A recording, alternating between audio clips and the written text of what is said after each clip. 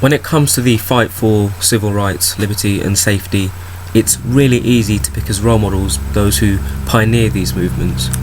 Martin Luther King for the civil rights movement, Winston Churchill for his efforts in World War II, Joan of Arc, and etc.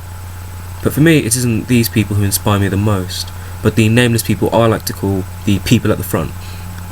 These are the people who, in storming the Bastille or fighting the Germans on D-Day, were at the front of these successful charges which changed the world, and the people I believe made the greatest sacrifice.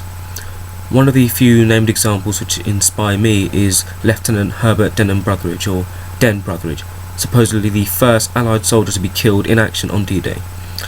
Being at the front, his odds of death were colossal. He braved the odds for the greater good. His death was part of the successful landing at Pegasus Bridge that was absolutely essential in turning the tide for the Allied forces and beginning the liberation of France.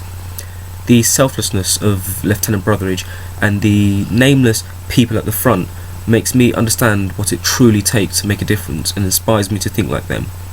To make a change, you need to accept the cause is greater than yourself. You need to have the future in mind and the faith that what you are doing will make the world a better place and is worth more than your life.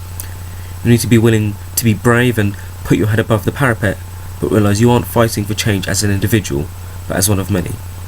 In the end, they didn't know whether their cause would materialise, but knew their sacrifice would make it more likely. It is this which drives the people at the front, and this is why people like Den Brotheridge inspire me so much. It was their belief in the greater good that changed the world, and is why we must do the same if we want to continue doing so. This is what inspires me.